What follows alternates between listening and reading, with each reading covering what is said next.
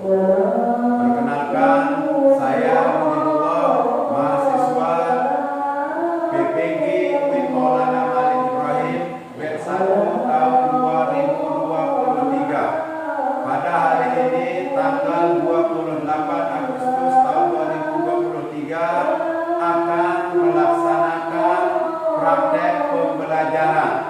Praktek pembelajaran ini merupakan rangkaian dari tugas uji kinerja sebagai bagian akhir dari program PPG. Semoga dengan praktek pembelajaran yang saya lakukan pada hari ini mendapatkan berkah dari Allah Subhanahu wa taala dan saya mendapatkan predikat kelulusan sesuai dengan harapan saya. Mohon kritik dan saran kepada teman-teman yang menonton channel video ini. Wassalamualaikum warahmatullahi wabarakatuh.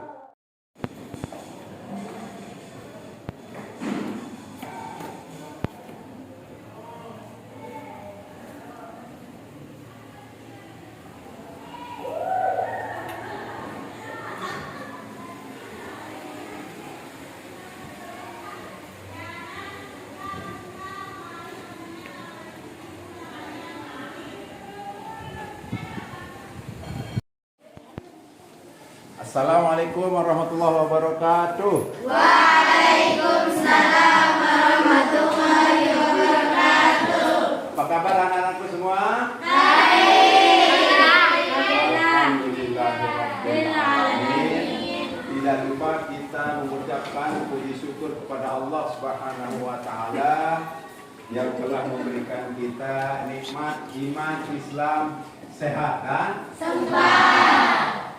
pada pertemuan hari ini kita akan membahas tentang materi Khulafaur Rasyidin.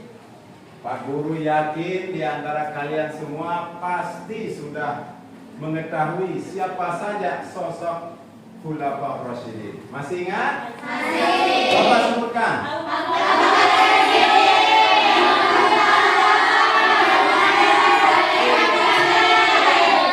Bagus. Keempat orang itu merupakan generasi terbaik umat Islam, merupakan teladan yang patut kita contoh setelah Kanjeng Nabi Muhammad SAW. Sebelum kita lebih jauh melanjutkan materi kita, Pak Guru ingin mengecek kehadiran kalian.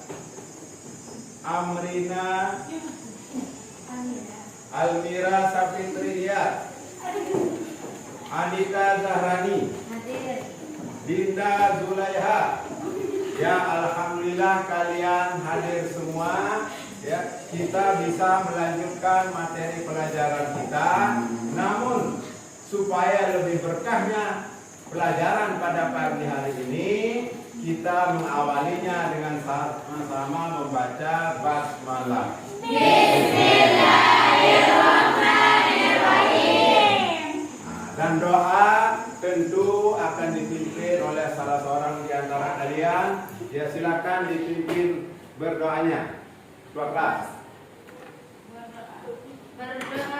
mulai.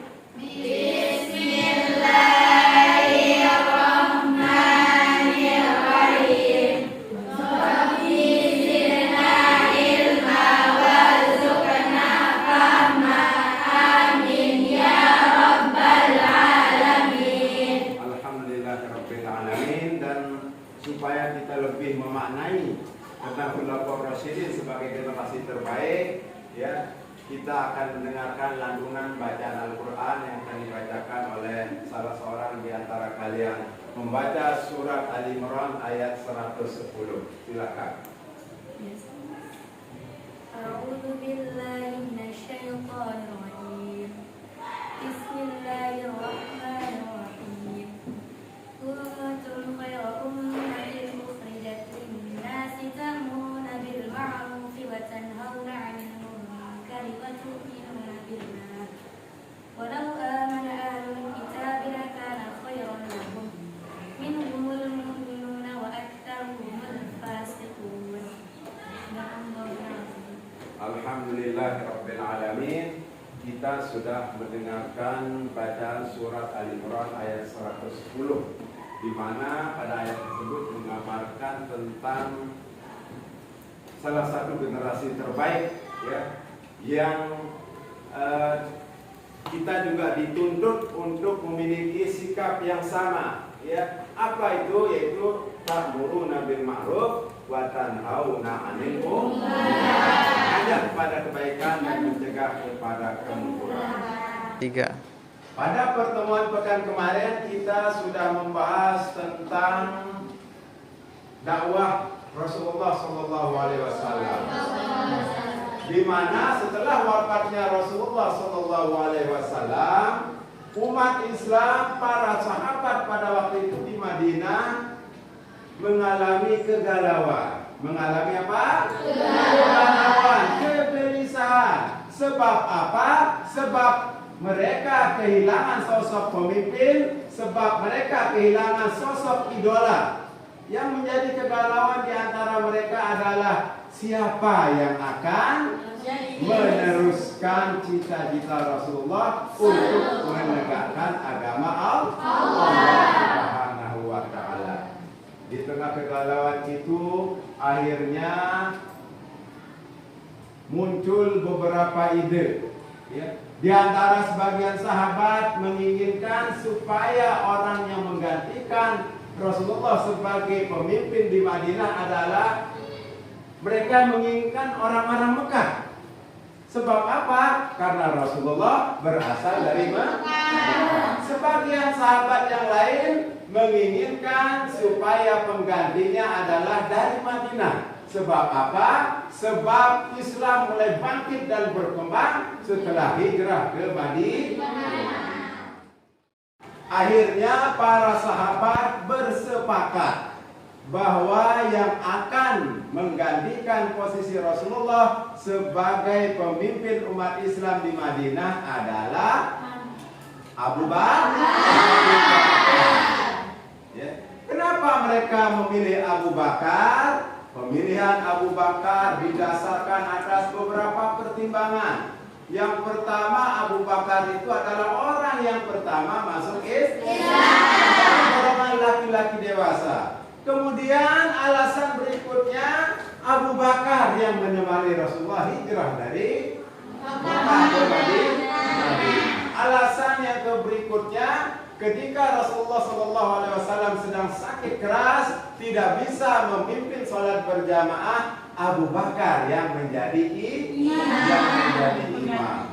Atas dasar kesepakatan dan pertimbangan hal tersebut, akhirnya para sahabat bersepakat untuk menunjuk Abu Bakar sebagai khalifah pertama. Sebelum kita membahasnya lebih lanjut, ya. Jadi Khulafaur Rasyidin itu sumber katanya berasal dari dua kata, yaitu Khulafa dan Ar-Rasyidin. Khulafa itu jamak dari kata khalifah. Khalifah itu sendiri artinya apa? Pengganti atau pemimpin. Rasyidin itu jamak dari kata Ar-Rasyid. Ar-Rasyid artinya orang yang mendapat petunjuk. Jadi secara bahasa Khulafaur Rasyidin artinya orang yang mendapat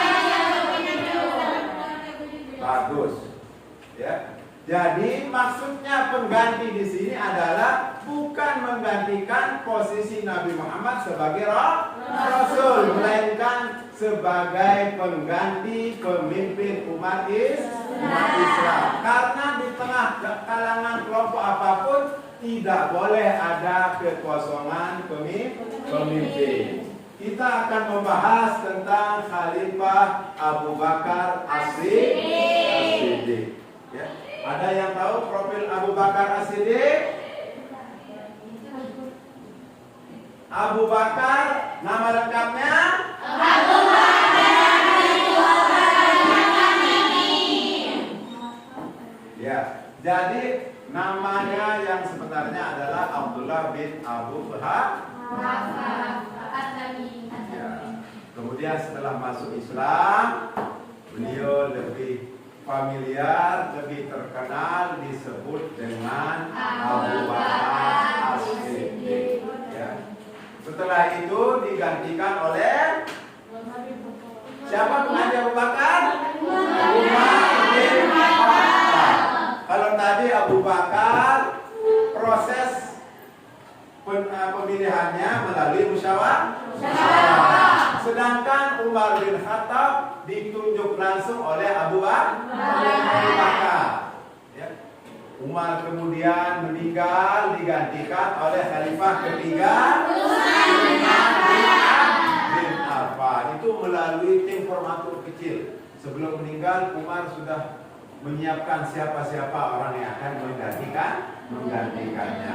Kemudian setelah itu akhirnya para sahabat bersepakat menunjuk Utsman bin Affan. Terbunuhnya Utsman bin Affan ini menjadi awal sumber fitnah di kalangan umat Islam. Kemudian terpilihlah Ali bin Abi Thalib untuk lebih memperjelas pengetahuan kalian tentang Khulafaur Rasyidin. Mari kita sama-sama menyimak tayangan video berikut ini. Sekarang Pak Guru akan membagi kalian menjadi 6 kelompok. Karena jumlah kalian 23 orang, satu kelompok terdiri dari 3 sampai 4 orang. Ya, Pak Guru akan memberikan tugas kepada kalian masing-masing. Ya, materinya akan Pak Guru tayangkan melalui tayangan video berikut ini.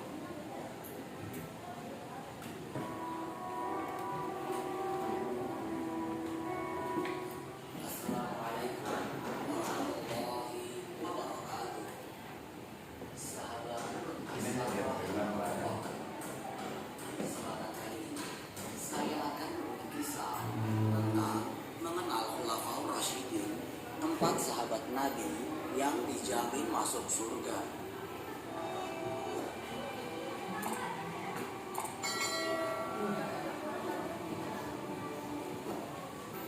Semua orang pasti menginginkan masuk surga. Namun untuk masuk surga tentu tidak mudah. Ada banyak tantangan keimanan yang perlu kita hadapi. Kita bisa belajar dari kisah para sahabat Nabi Muhammad SAW yang dijamin Allah Ta'ala masuk surga. Mereka telah mengalami berbagai ujian keimanan dan jihad di jalan Allah Ta'ala. Dari Abu Hurairah radhiyallahu anhu bahwa Rasulullah SAW bersabda, kalian tidak akan masuk surga sampai kalian beriman. Dan kalian tidak akan beriman sampai kalian saling mencintai antar sesama. Maukah kalian aku tunjukkan suatu perbuatan? Jika kalian melakukannya, maka kalian akan saling mencintai, yaitu tebarkan salam di antara kalian. Hadis riwayat Muslim. Allah Subhanahu wa Ta'ala memberikan jaminan surga kepada para sahabat Nabi karena dedikasi mereka untuk Islam yang besarnya melebihi gunung Penjulang. Berikut para sahabat Nabi yang dijamin Allah Ta'ala masuk surga beserta kisah singkatnya.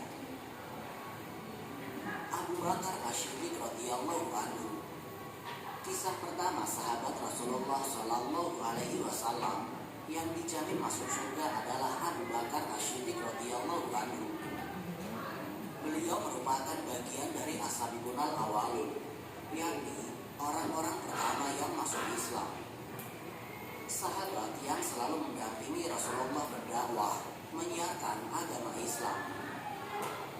Abu Bakar As-Siddiq radhiyallahu anhu terkenal sebagai pribadi yang lembut dalam bertutur kata, penyabar, juga dermawan, yang membebaskan 70 budak. Rasulullah memberikan gelar As-Siddiq kepada Abu Bakar yang memiliki arti berkata benar. Abu Bakar As-Siddiq radhiyallahu anhu juga menemani perjalanan hijrah Rasulullah dari Mekah ke Madinah. Walaupun mengalami ancaman bahaya dibunuh oleh kaum kafir Quraisy, Abu Bakar tetap setia mendampingi Rasulullah. Saat Rasulullah sakit, Abu Bakar ditunjuk oleh Nabi untuk menggantikannya sebagai imam sholat. Ketika Rasulullah meninggal dunia, para sahabat yang tidak percaya atas kematian Rasulullah, namun hanya Abu Bakar As-Siddiq radhiyallahu anhu satu-satunya yang mengingatkan bahwa Rasulullah juga seorang manusia, sama halnya seperti mereka. Abu Bakar As-Siddiq radhiyallahu anhu melanjutkan kepemimpinan Rasulullah sebagai khalifah umat Islam. Saat menjadi seorang khalifah, Abu Bakar tetap berada di jalan yang lurus, gigih untuk melindungi Islam, juga memerangi kaum murtad. Kedua, Umar bin Khattab radhiyallahu anhu. Sahabat Nabi berikutnya yang dijamin masuk surga adalah Umar bin Khattab radhiyallahu anhu. Dedikasi Umar untuk Islam sangat besar dalam hidupnya. Pada awal Islam hadir di Mekah, Umar sempat berniat untuk membunuh Rasulullah. Namun, setelah mendengar saudarinya membacakan ayat Allah, Umar yang cerdas dan rasional dapat menilai bahwa kalimat yang dibacakan oleh saudarinya bukan ciptaan manusia. Alih-alih membunuh Rasulullah, Umar bin Khattab radhiyallahu anhu menghampirinya untuk memeluk agama Islam secara sadar.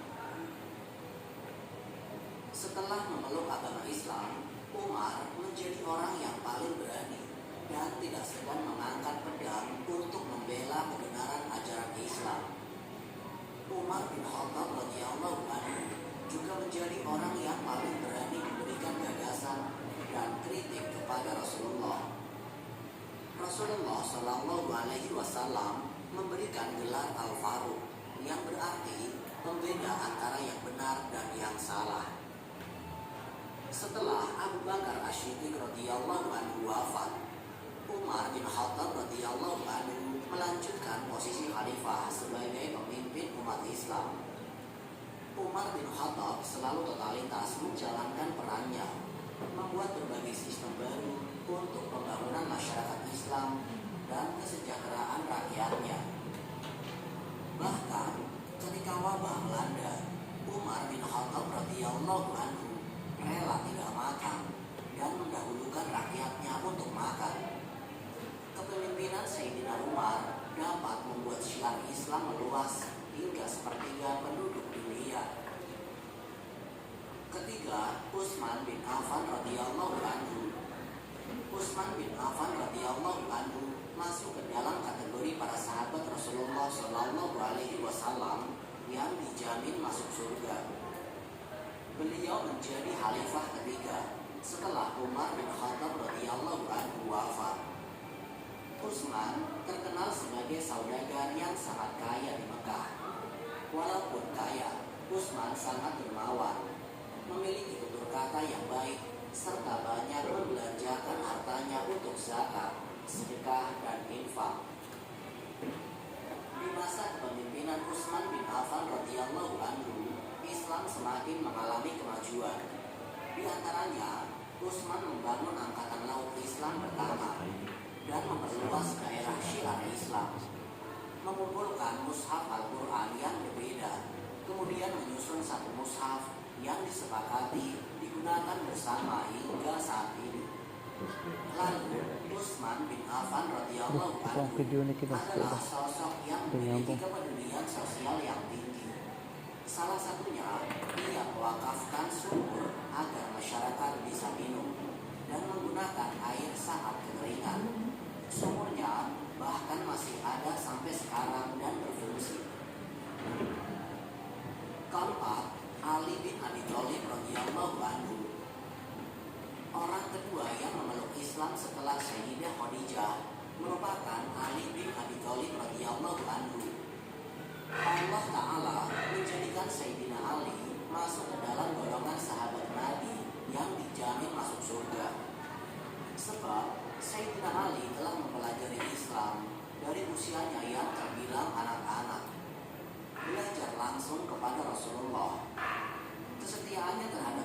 tidak perlu diragukan lagi.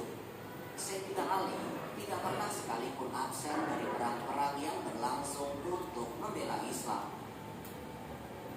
Ketika Rasulullah Shallallahu Alaihi Wasallam berhijrah, Sayyidina Ali menyamar menjadi Rasulullah dengan tidur di atas tempat tidurnya, sehingga kaum kafir Quraisy menyangka bahwa Rasulullah masih berada di dalam rumahnya. Ketika kaum kafir Quraisy hendak menyerang Rasulullah Shallallahu Alaihi Wasallam, ternyata mereka menemukan Sayyidina Ali yang berada di tempat tidur. Sia-sia mereka menunggu semalaman untuk membunuh Rasulullah Shallallahu Alaihi Wasallam. Akhirnya mereka meninggalkan Sayyidina Ali. 3 hari kemudian, Sayyidina Ali menyusul pergi hijrah ke Madinah seorang diri, bersembunyi pada siang hari dan melanjutkan perjalanan pada malam hari. Betapa setianya Sayyidina Ali kepada Rasulullah, sehingga dengan tulus melakukan tugasnya. Setelah Utsman bin Affan radhiyallahu anhu meninggal dunia, terjadi kekosongan pemimpin Islam dalam beberapa waktu. Kemudian Sayyidina Ali diusulkan menjadi khalifah selanjutnya. Semasa kepemimpinannya mengalami banyak tantangan, sebab banyak sekali pemberontakan dari kelompok yang terpecah dengan pemikiran masing-masing. Ali bin Abi Thalib radhiyallahu anhu merupakan orang terakhir dalam Khulafaur Rasyidin. Wallahu a'lam bishawab. Semoga kisah ini dapat memberikan manfaat bagi kita semua. Jika kalian suka dengan channel ini, sebagai tugas kalian pada hari ini, silakan buka buku tugas kalian. Pak Guru akan memberikan tugas kepada masing-masing kelompok yang tertera di papan. Kelompok yang pertama mendiskusikan tentang berbagai kemajuan yang dicapai umat Islam pada masa Abu Bakar As-Siddiq. Ya. Kelompok yang kedua mendiskusikan tentang berbagai kemajuan yang dicapai umat Islam pada masa Umar bin Khattab. Kelompok yang ketiga mendiskusikan tentang berbagai kemajuan yang dicapai umat Islam pada masa Utsman bin Affan. Dan kelompok yang keempat mendiskusikan tentang berbagai kemajuan yang dicapai oleh Khalifah Ali bin Abu Thalib. Sedangkan kelompok yang kelima mendiskusikan tentang hikmah kemajuan umat Islam pada masa Khulafaur Rasyidin. Dan kelompok yang keenam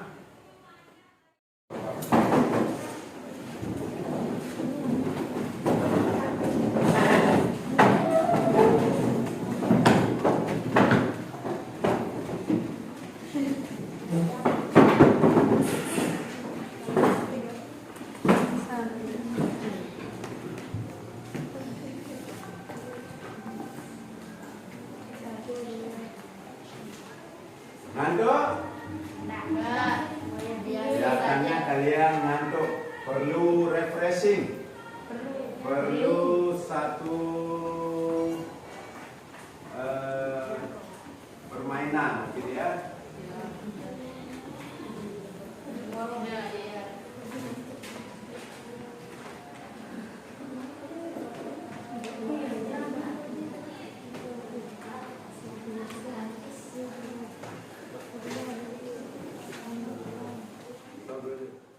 Waktunya sudah habis. Sekarang Pak Guru akan meminta kepada kalian untuk mempresentasikan hasil diskusi kalian. Pak Guru akan tunjuk yaitu kelompok yang diberi tugas untuk mengidentifikasi keberhasilan yang dicapai umat Islam pada masa Abu Bakar As-Siddiq. Itu kelompok yang pertama. Silakan kelompok yang pertama diwakili oleh salah seorang di antara kalian. Silakan. Setelah berdiskusi, kelompok satu menyimpulkan beberapa hal kemajuan yang terjadi pada masa Abu Bakar As-Siddiq, adalah perbaikan sosial masyarakat atau menciptakan stabilitas wilayah Islam. Yang kedua ada perluasan dan pengembangan wilayah Islam. Yang ketiga pengumpulan ayat-ayat Al-Quran. Yang keempat sebab Abu Bakar juga menjadi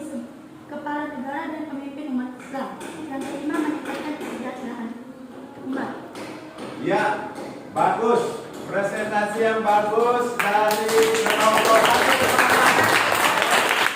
Ada beberapa kemajuan yang diperoleh umat Islam di bawah kepemimpinan Abu Bakar As-Siddiq. Yang pertama, perbaikan sosial masyarakat. Ini ditempuh oleh Abu Bakar As-Siddiq ya, dengan menciptakan stabilitas politik dan keamanan di wilayah Islam. Karena kita ketahui bersama, setelah Rasulullah SAW wafat, banyak di antara orang-orang Arab yang kembali ke agama sebelumnya. Ada juga gerombolan nabi palsu. Ada juga kelompok yang membangkang membayar zakat. Abu Bakar menumpas para pemberontak, para pembangkang, para murtadin dalam rangkaian perang Riddah. Kemudian yang kedua, apa tadi? Perluasan dan pengembangan wilayah Islam. Pada masa Abu Bakar, walaupun tidak seluas pada masa Umar, Abu Bakar perluasan wilayah Islam sudah mencapai wilayah Irak dan Suriah. Dan prestasi yang ketiga, pengumpulan ayat-ayat Al-Quran. Ini didasarkan pada pertimbangan dalam rangkaian penuntasan orang-orang murtad, banyak para penghafal Al-Quran yang meninggal.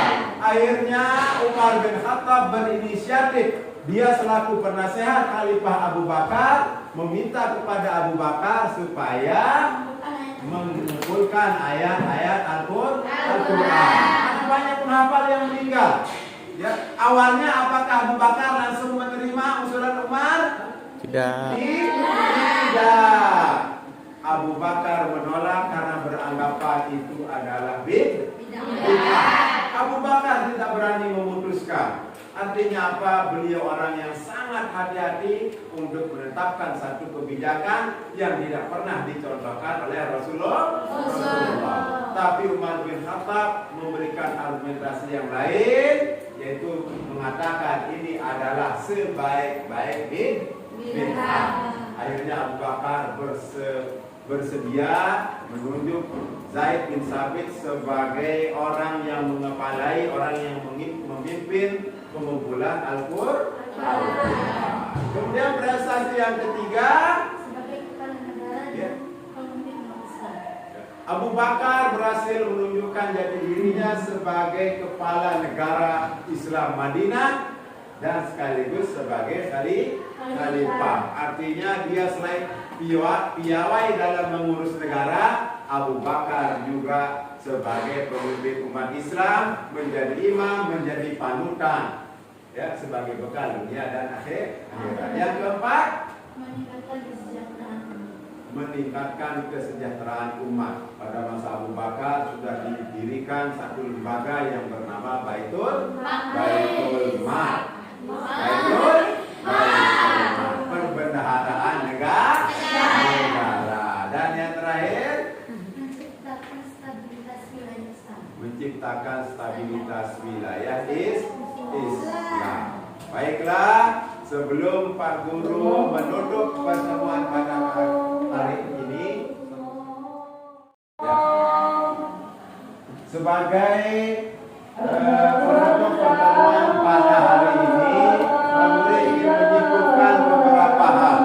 Yang pertama diantaranya bahwa penunjukan kepemimpinan Khulafaur Rasyidin dilakukan secara musyawarah. Artinya apa? Melalui kesepakatan umat Islam, ya.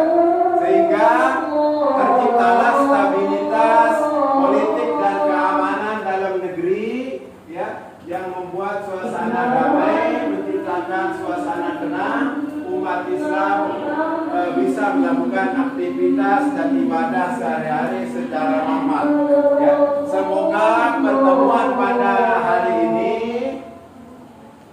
dapat memberikan berkah kepada kita, bisa kita jadikan refleksi diri supaya kita mencontoh